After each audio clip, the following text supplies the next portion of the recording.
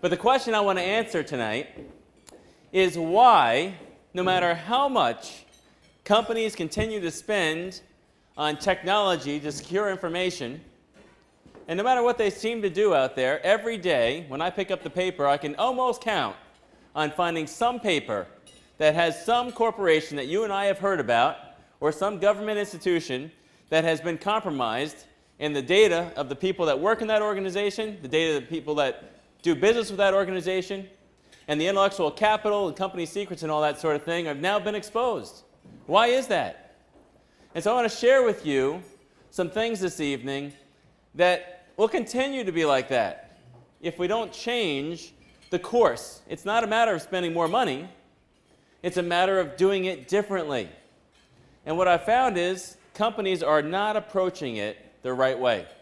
And so that's what this is about. Mindsets. How do we think about data? So if you could just take a moment while you're eating to think about the information that you have. Most companies today run on information, customer information, intellectual capital, company secrets, things that you don't want to get in the hands of your competitors. You may not want to get into the hands of people outside our country that might do harm to your organization, copy it or do whatever, or do some kind of personal damage with someone's personal information. And so today I'm going to show you not just what you need to do, but what's happening out there. Why is this happening? And then I'm going to give you some direction on what we could do here to change it. And I'm going to do this in a non-technical way. So I'm aware that just about everybody here is non-technical, not working in an IT organization, but I believe has information that's important to your organization as well as to you personally. Now, I want to start out with just a few news items, and I want to just take a poll here, so I know you're eating and everything, but if you could just try to, raise a hand or something like that if you're in the group, okay, that I call on here. How many of you were aware that this year somebody broke into the U.S. power grid, central power grid system? How many of you knew that? All right, you just look around. That's not a big group. Now, does that sound important to you? It seems important to me. How many of you knew that the F-35 fighter jet that's being built by our government, I don't know if it still is, but was being anyway, was compromised and somebody downloaded terabytes of data concerning the designs and everything outside our country? How many of you knew that that happened? Oh, not many people. Does that sound important to you? Seems important to me. How many of you knew that the air traffic control system that our fighter pilots use to fly their aircraft at supersonic speeds was compromised this year to the point where it could cause pilots to not know where they're going? How many of you knew that? Does that sound important to you?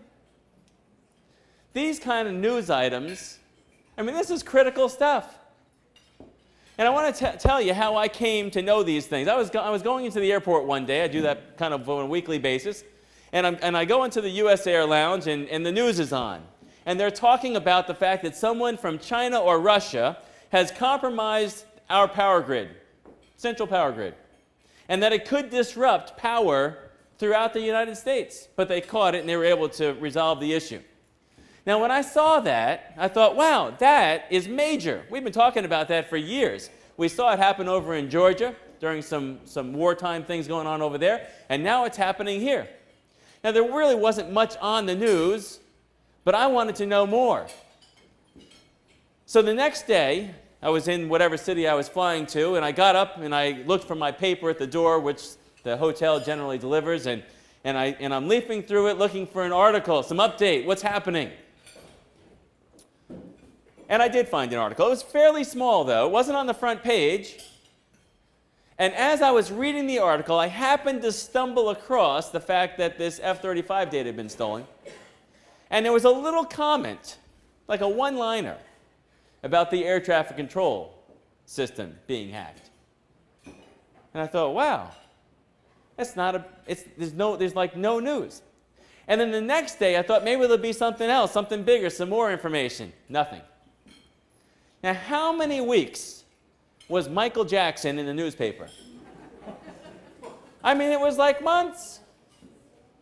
But our air traffic control system gets hacked, or our power grid system, or stuff at the Pentagon gets broken into, and it's like everybody's numb. Nobody cares. It doesn't make the front news. It's like not important. And this is a problem.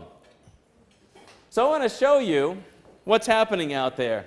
The problem is, that's the book there. The problem is that we've become numb to this over the years, and things are changing to the point where we're not even seeing it. So let me just ask this, if you just raise your hand. Has anybody here been affected by a major virus outbreak in your company in the last year? Okay, just like one or two. Oh, three. Okay, good. Maybe four. Okay. All right. Now, out of a group this size, that's not really that big. For those of you who had it, it was big, I'm sure. But for a group this size, it's not that big. And generally, when I get in front of a group of people, even if there's 100 people, I usually find that there's 2 or 3 people that have had this kind of situation. But nobody else has. And so the assumption, which by the way is the wrong mindset, is that everything's okay. But in fact, it's not. And I want to show you why.